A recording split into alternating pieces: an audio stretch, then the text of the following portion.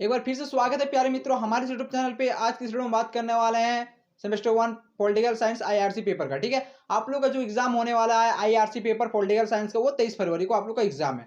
तो आप लोग अगर विद्या के इस पेपर नहीं लिए तो हमारे चैनल पे बने रहे हैं, क्योंकि विद्या के इस पेपर से मैं इंपॉर्टेंट क्वेश्चन आप लोग को कराने वाला हूँ। ठीक है, देखिए विद्या के इस पेपर का आप लोग आंसर पढ़ते हैं तो आप लोग को समझ में उतना नहीं आएगा, इसीलिए मैं सरल भाषा में आप लोगों के लिए आंसर लेके आया हूँ। ठीक है, तो चलिए देख लीजिए, ये जो आपका सेमेस्टर 1 का है विद्या के इस paper political science IRC paper. ठीक है, सेमेस्टर 1 2022 टू 26 आप लोग का जो सेशन है, उसके बाद ये जो आप लोग का है राजनीतिक विज्ञान यानी पॉलिटिकल साइंस का आईआरसी पेपर है। आज का इसमें जितने भी इंपॉर्टेंट क्वेश्चन बनेंगे एक बाय एक मैं वीडियो आप लोगों को आज ही करा दूंगा। ठीक है, लेकिन यहाँ पे जो आपका यहाँ पे फर्स्ट क्वेश्चन है, यहाँ पे पूछा जा रहा है कि संप्रभुता। ठीक है, संप्रभुता क्या चीज़ है मैं आज बता दूंगा आप लोगों को, क्योंकि आप लोग अगर विद्या के इस पेपर में इस क्वेश्चन को देखते हैं तो आप लोग वहाँ पे समझ में उतना नहीं आएगा। ठीक है, और आप लोग समझते होंगे कि ये होता क्या चीज़ है, तो चलिए मैं आप लोगों को बताऊंगा। ठीक है, चलिए स्टार्ट करते हैं। क्वेश्चन आपका क्या है? संप्रभुता। ठीक है, तो इसके बारे में आज हम लोग पढ़ने वाले हैं। देखिए संप्रभुता जो है शब्द का उत्पत्ति लैटिन भाषा के सुपर एन्यूस से हुई है। ठीक है, जिसका अर्थ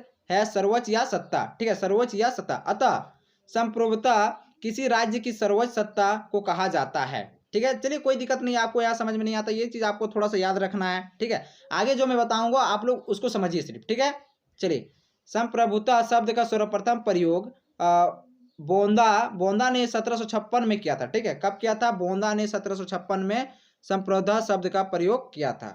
बोंदा एक फ्रांसीसी विचारक था।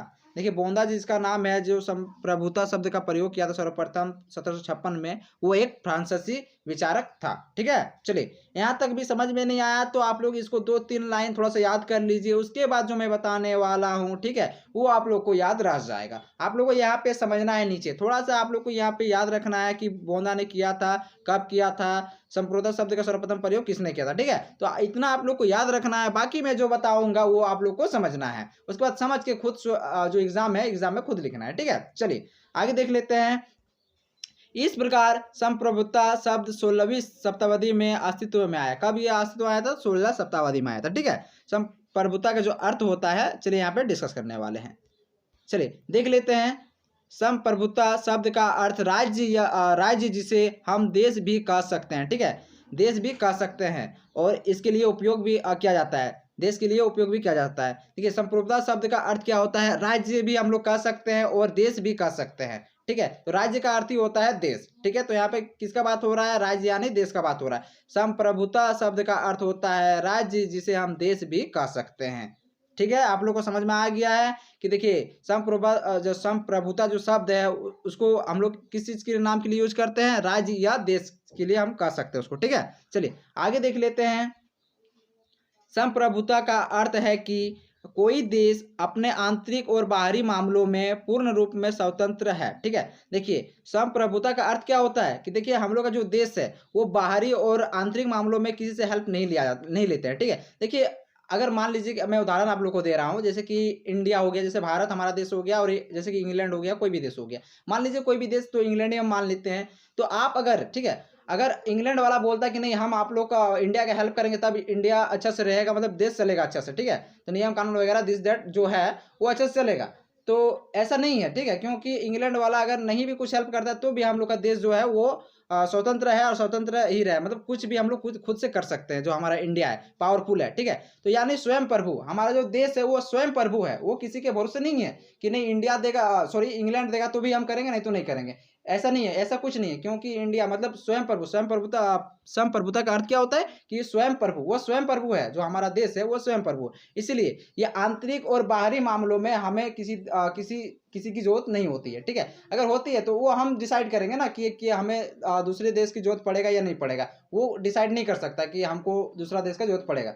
इसलिए इसमें बाहरी और आंतरिक मामलों में पूर्ण रूप से स्वतंत्र है, इसीलिए हम लोग क्या कहते हैं? संप्रभुता कहते हैं हम अपने देश को। ठीक है, चलिए आप लोगों को समझ में आ गया होगा। अगर नहीं भी समझ में आया तो कोई दिक्कत नहीं, थोड़ा सा और मैं बता देता हूँ कि देखिए जब बच्चा रहता है, ठीक है, कोई भी बच्चा छोटे रहता है तब क्या करता है कि मम्मी पापा का आदेश मानना पड़ता है। जब धीरे धीरे करके वो कमाने लगता है, बड़ा हो जाता है, तो वो खुद से स्वतंत्र हो जाता है, आजाद हो जाता है। ठीक है, आजाद होता है यानी वो संप्रभुता हो जाता है, वो स्वयं का मतलब स्वयं में ही प्रभु बन जाता है धीरे धीरे करके। ठीक है, स्वयं का मालिक हो जाता है, इसलिए उसको संप्रभुता कहते हैं। ठीक है, आप लोगों को समझ में आ गया। उसके बाद देखिए, अगर बात कर लिया जाए 1947 से पहले का, तो 1947 से पहले का अगर बात कर लिया जाए तो तब अंग्रेज का शासन चलता था। यानी जो अंग्रेज है हमारे देश पे शासन कर लिया था और उनका शासन चलता था।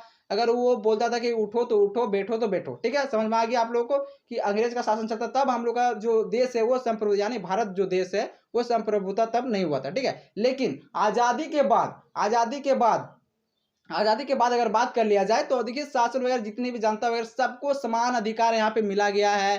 अगर आप लोग यहाँ पे संविधान के बारे में पढ़ते हैं तो आप लोग को सब समझ में आ जाएगा, क्योंकि भारत ऐसा देश है, सबको समान समान अधिकार, हर चीज में सबको समान अधिकार दिया गया है, इसीलिए हमारा जो देश है वो संप्रभुता है। ठीक है, लेकिन आजादी से पहले अगर बात कर लिया जाए तो आप लोगों को पता है कि गुलाम हमारा देश था, इसलिए तब संप्रभुता नहीं था, लेकिन अभी का बात कर लिया जाए तो संप्रभुता है। ठीक है, तो आप लोग यहाँ पे समझ में आ गया होगा। तो चलिए आगे और बताते हैं। देखिए आगे आपका क्या है, वह किसी विदेशी सत्ता के अधीन नहीं है। ठीक है, मैंने क्या बताया कि कोई भी देश, विदेश हो चाहे कोई भी बड़ा देश हो, उसके हम लोग उसका अधीन नहीं है, उनसे हम लोग का कोई मतलब वो बोलेगा कि नहीं अगर हम हेल्प करेंगे तभी हेल्प होगा, नहीं तो नहीं होगा, ऐसा कुछ नहीं है। हम लोग खुद से कर सकते हैं, हम लोग चाहे तो हेल्प ले सकते हैं, अगर चाहे तो हेल्प नहीं भी ले सकते हैं। ठीक है, समझ में आ गया। चलिए आगे बढ़ते हैं। वो देश अपनी नीतियों को बनाने तथा उन्हें लागू करने में पूरी तरह से स्वतंत्र है। ठीक है, देखिए हमारा जो देश है, कोई भी अगर नियम कानून कुछ भी बनाना हो, कुछ भी, ठीक है, तो हमें दूसरे देशों से इजाजत लेने का कोई जरूरत नहीं है। हम लोग का जो देश है वो, यानी भारत जो देश है, वो खुद से अपना नियम कानून वगैरह जो भी है खुद से बना सकता है, किसी का जरूरत नहीं है। ना हम लोग इंग्लैंड से पूछना पड़ेगा, ना अमेरिका से पूछना पड़ेगा कि मैं ये नियम बना रहा हूँ। ठीक है, वैसे कोई जरूरत नहीं पड़ेगा। जैसे कि कोई बच्चा छोटा रहता है तब पापा से सब कुछ पूछना पड़ता है, करना पड़ता है कि पापा मैं ये काम करूंगा, पापा भी ऑर्डर देता है कि बेटा ये काम मत करो। तो वैसे ही बड़ा देश हमको, जो हम विदेशी देश है, वो हमको नहीं बोल सकता कि आप ये चीज मत कीजिए। ठीक है, क्योंकि हम लोग का जो देश है वो संप्रभुता का देश है। ठीक है, इसलिए हम लोग खुद से कर सकते हैं, नियम कानून वगैरह कुछ भी हो तो बना सकते हैं। ठीक है, चलिए, वैसे कुछ भी का मतलब गलत चीज नहीं होता है। ठीक है, समझिए, गलत चीज मत समझ लीजिएगा कि हम लोग कुछ भी मतलब गलत भी कुछ काम कर सकते हैं, ऐसा कुछ नहीं है। यहाँ पे सिर्फ ये नियम कानून वगैरह का बात किया जा रहा है। चलिए आगे का जो पॉइंट है, किसी दूसरे देश देश के उसके आंतरिक तथा बाहरी मामलों में कोई हस्तक्षेप नहीं है। ठीक है, देखिए कोई भी अगर हम लोग अंदर में, अपना देश का अंदर में कोई भी नियम कानून वगैरह करते हैं तो इसमें आंतरिक और बाहरी मामलों में कोई भी बाहरी देश का कोई भी यहाँ पे हस्तक्षेप नहीं है। चलिए आगे देख लेते हैं। आगे आपका क्या है, भारत 1947 से पहले संप्रभु देश नहीं था। मैंने आप लोग को उत्तर पहले ही बताया कि 1947 यानी आजादी से पहले की अगर बात कर लिया जाए तो हमारा जो देश था वो संप्रभु नहीं था, लेकिन अभी वर्तमान समय में हम लोग का जो देश है वो संप्रभु है। ठीक है, समझ में आ गया। चलिए आगे देख लेते हैं। क्योंकि उस समय भारत के आंतरिक और बाहरी मामलों की दशा और दिशा तय होती थी। देखिए यहाँ पे तय होता था क्योंकि इंग्लैंड का शासन चलता था ना हमारे देश पर, भारत पर, जो सोने का चिड़िया हम लोग का देश को कहा जाता था। इंग्लैंड जैसे अंग्रेज है, उन्होंने आकर हमारे जो देश है उन पे कब्जा कर लिया था, यानी गुलाम बना लिया था। ठीक है, तो पहले था वो तो संप्रभु नहीं था, लेकिन अभी का बात कर लिया जाए तो वैसा कुछ नहीं है। इसीलिए अभी सबको समान अधिकार, हर चीज में समान समान सबको बोला गया। इसीलिए यहाँ पे जो हमारा देश है वो संप्रभु एक देश है, संप्रभु राष्ट्र है। ठीक है, यहाँ पे बोला, अगर संविधान आप लोग पढ़ते हैं, प्रस्तावना पढ़ते हैं, तो उसमें भी आप लोग का संप्रभु जो है उसके बारे में जिक्र किया गया है। ठीक है, चलिए आगे देख लेते हैं। किंतु संविधान लागू होने के बाद भारत पूरी तरह से संप्रभु देश बन गया। ठीक है, देखिए आजादी के बाद क्या हुआ, धीरे धीरे करके संविधान बनने लगा। कोई कोई देश से, जैसे कि अमेरिका से कुछ लिया गया था संविधान में, तो ऐसे करके हम लोग का जो संविधान का निर्माण तो हो गया। ठीक है, और धीरे धीरे करके हम लोग का जो देश है वो संप्रभु राष्ट्र बन के उभरा।